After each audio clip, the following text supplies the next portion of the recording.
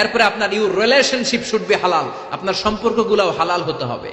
এখন নতুন নতুন টার্মিনোলজি বের হয়েছে, আগে নি শুনতামই না, এখন বলে হুজুর আমার জিএফ, আমার বিএফ। কি রে জিএফ কি? কয় হুজুর জিএফ মানে গার্লফ্রেন্ড, বিএফ মানে বয়ফ্রেন্ড, আছে না নাই? আবার কয় আমার এক্স গার্লফ্রেন্ড। হুজুর আমার ব্রেকআপ হয়েছে। আবার কয় হুজুর ক্রাশ খাইছে, ক্রাশ, আছে না নাই?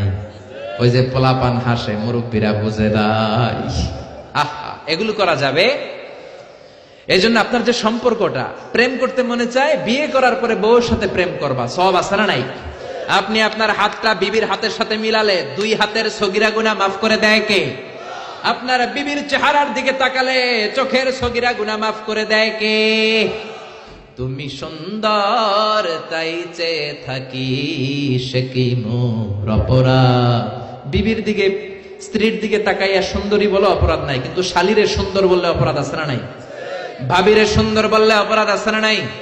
চাচাতো বোন, কাজিনদের দিকে তাকাইয়া সুন্দর বললে অপরাধ আছে না নাই?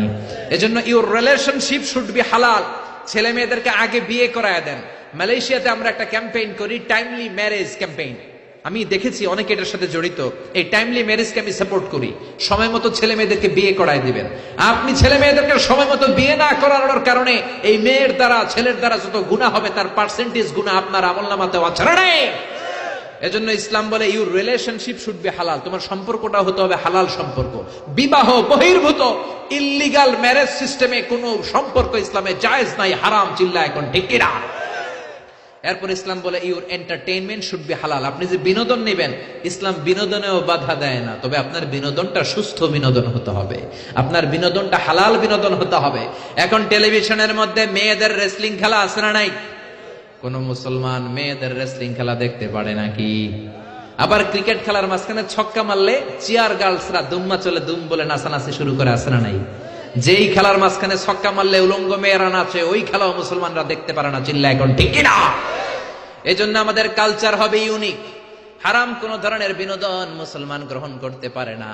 মুসলমান গ্রহণ করবে হালাল বিনোদন। তার মানে ইউর ফুড শুড বি হালাল, ইউর ড্রিঙ্ক শুড বি হালাল, ইউর ইনকাম শুড বি হালাল, ইউর রিলেশনশিপ শুড বি হালাল, ইউর এন্টারটেইনমেন্ট, আপনার বিনোদন শুড বি হালাল।